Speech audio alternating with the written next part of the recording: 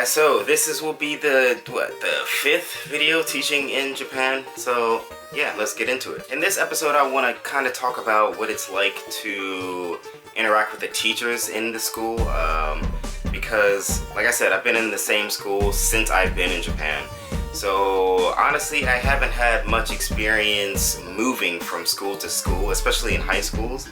I hear that the public school life is a lot different than the private school life. So I can only give you really what it's like to work at a public school out here, which, I mean, it's awesome. I have at least 2 or 3 different types of teachers that I work with. Of course, they're just, first off, they're either old teachers or young teachers. Now, with the old teachers, I have to break them into where, like, I have old teachers that basically want me to control the class. They don't want to say anything. I mean, imagine you're 65 years old, been working English your entire career, and you're about to retire next year. You really don't want to even care about what the lessons are like. But I'm sure they care. But you know what I mean. Then I have the old teachers that they used to know English, I think, but because they haven't worked with an actual native English speaker, their comprehension of English is completely different than someone that has been studying English for their entire career, but been with a native speaker their entire career also, or at least most of their career. So speaking to them is just completely different. For example, I have one teacher that I can pretty much just speak naturally, and they can translate on the fly, and it's kind of amazing. Speaking like I'm speaking right now to you guys, and they can translate as I'm talking, so they're listening and talking at the same time. So basically like a translator, but I find that amazing. I've always seen it on TV. I've never actually experienced it myself until I came to Japan. Now, I think it's awesome.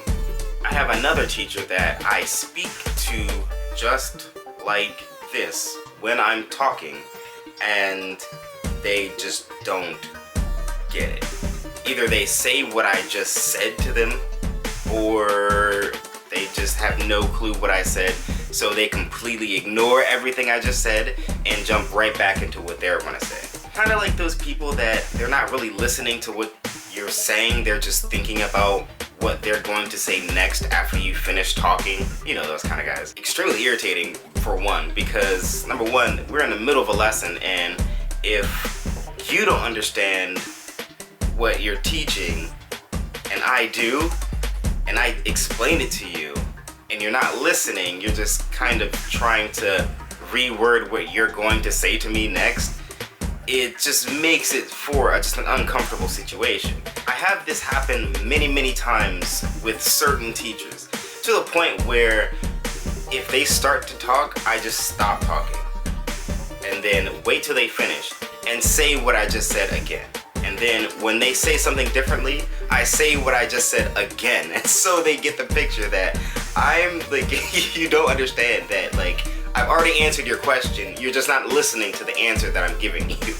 I gotta admit, it's pretty nerve-wracking sometimes, but with some patience and just focus, I think it helps so much just to push the lesson forward and just get it over with. Because oftentimes with these certain teachers, even the kids don't understand what the teacher's talking about, because the teacher has no idea. The teacher's not really focused on the fact that the kids don't understand. The teacher's just really focused on trying to put all this information directly into their brains.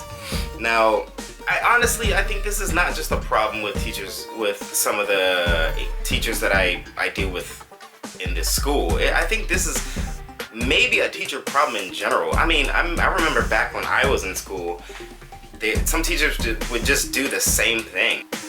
I have no idea what you just said, and I don't understand what any of this is. Can you help me? Yeah, so anyways, back onto more often than not, I find that teachers like this tend to not want to talk in English after the classroom.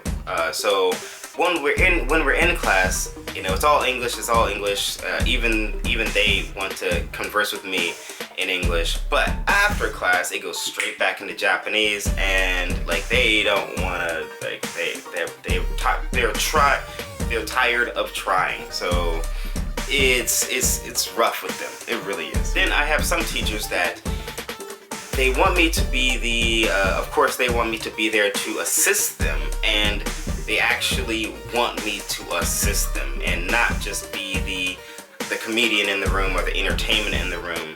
They're actually acting like I'm an actual person so I can assist if they don't understand. And then also, these are the teachers that understand they don't understand, and they know that you're a native speaker, so pretty much what you say is going to be the law because you're the English speaker and you speak every day, and you have been speaking in English every day of your life. If you're like me, I thought this as soon as I started teaching. I'm like, what is a Japanese English teacher going to tell me about English? I've been speaking it my entire life. But I had to understand that I've been speaking just my natural tongue, and of course I've learned English even in American schools, or actually in all English speaking countries. I'm sure they still study English, but it's just little things or a little grammar structure things that we have, at least in American English, we have become accustomed to using it the wrong way.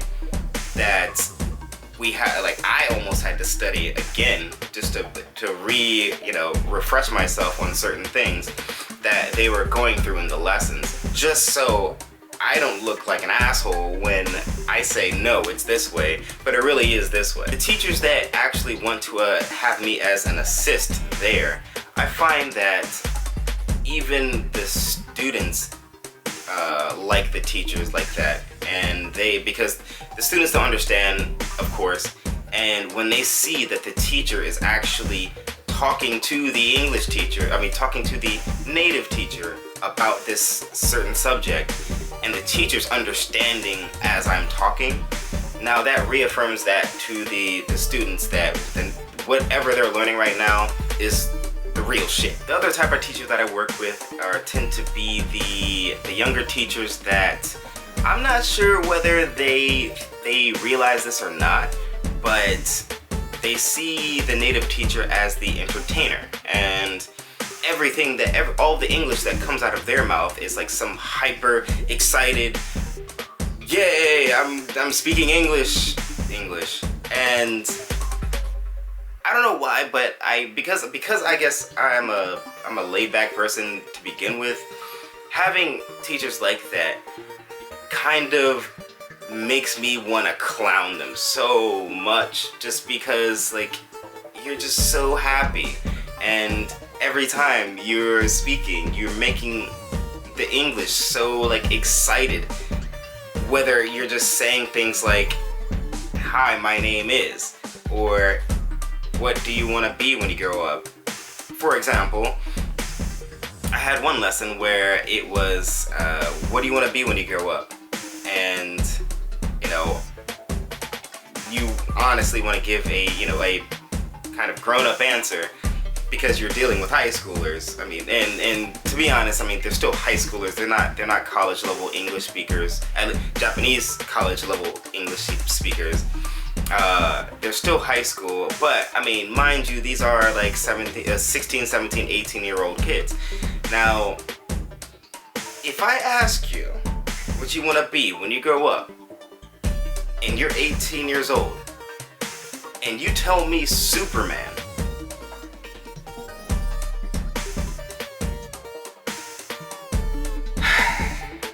not even kidding a little bit. I just recently had this lesson where, what do you want to be when you grow up? So the teacher had me ask him, what do you want to be when you grow up? And he's like, Superman, yeah! And I looked at him like,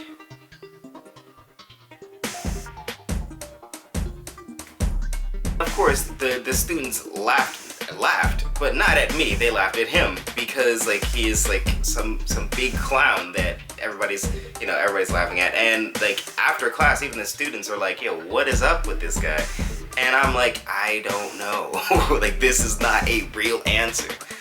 Because, I mean, I really hate wasting my time when it comes to like things like this. I mean, to be completely honest with you, I do not have a passion for teaching English. I'm teaching English because like this is frankly the easiest job to get when you get to Japan. I mean, you'd have to live. So this is not like something that I see myself doing in 10, 15 years. But like number two, I'm not gonna sit here and play with these 17, 18-year-old kids like this is some like kindergarten class. Like, hey everybody, let's learn English. You already have me at that. So to have this hyper animated character that you display in a class is just completely ridiculous to me. But I mean, this is the kind of teaching that I have happen. I mean, honestly, like I've had kindergarten classes. where I've taught like 3-year-olds, 4-year-olds, and of course you're going to give this hyper energetic, person because you want to seem almost cartoon-like, so they intake that information just a little bit faster, and it makes them remember it. That's why you sing songs for these the kindergarten classes. That's why you play games with the kindergarten classes. But with anything junior high or above, I think that's when you have to get respect from the students. You kind of have to treat them like English is not something that you occasionally use when when you want to show off to your friends. And honestly, it doesn't help them because the way I think about it is testing and stuff. This is not some animated thing that they're being tested on when they take the TOEIC exam or the TOEFL exam. I'll talk about those later because that is actually a big part of my after school life when it comes to private lessons and things. But that's in a later episode. But anyways, going back into that. When they're testing for all these things, it's on grammar structure stuff. It's on sentence. Can you fill in the blank? Can you use this verb correctly? Can you use this adverb correctly? Stuff like that. Like, all of the animated stuff is just not necessary, and I feel like it does not help at all. It gives them a good laugh and everything, but I mean, I think the same teaching can be done. Give them a laugh because now they understand it in English. And it still gets into their heads versus being this hyper animated character for 5 seconds. They laugh for 5 seconds, and whatever the point was, they completely missed because they're not focused on the fact that he just said he wants to be Superman when he grows up. They're just focused on the animation of this guy freaking out in class because they don't understand the English, and all of that point just went out of there, went out into nowhere. So after that, and it's funny I say that because after that we had to go back into the whole what do you want to be when you grow up. And it's funny because the students gave actual answers like, I want to be a dentist, I want to be a nurse, I want to be like this. And it's like all of that, like the 15 seconds we just wasted of you acting like an idiot is just like was out in the wind. Like, it's completely unnecessary because it gave no example really. I guess that's me venting. Is that me venting? It's still a lot of fun, and we still have a lot of fun in those classes. But I mean, if you're gonna teach English in Japan, I think that you have to have some kind of ground on like what you will and won't do. Of course, don't be like a hyper like native English teacher Nazi and be like, I'm not doing this, I'm not doing this, I'm not doing this. But at the same time, you kind of have to take everything with a grain of salt. I mean, if he's gonna act like an asshole, if he's gonna act like an idiot, then let him act like that. You don't have to act like that with him. Stuff like that. I mean, you're gonna come across a lot of different types of styles of teaching. Some teachers will, like I said before, some teachers will take roll and pretty much just go to the back of the room. And I'll just have to teach the entire thing in English and in like as basic English as I can, or else I'll need the teacher to translate for me, or I'll be like, hey, help me, I'm drowning here. Typically, it's not. And for those of you that are looking to come out and teach English in that, just be prepared for it. There's a lot of different things you have to look out for, and that's coming from a school to school basis. Like, for example, even in my school, my first year, I would have the principal and vice principal every, I want to say, 2 or 3 months or so, would come in and would just sit in on my classes just to see, how the students were reacting to me. But I mean, now I don't even like. I've seen my principal, because we have a new principal. Just so happens we have a new principal this year, but I've seen my principal maybe twice all year, and I'm almost done with my contract. Maybe twice, and this was just in the hallway passing. The first time I saw the principal, I had to ask somebody who it was. So that's one thing. Now no one sits in the class, no one visits. But I mean, also that was the second year too. No one really came. But even my classes from year to year have changed dramatically, and just I had to roll with the punches. So I guess that would be the thing to sum all this up, would be like you will experience so many different types of teachers. Just roll with the punches, and so you guys saw my school festival, and if you're following me on Instagram, you saw my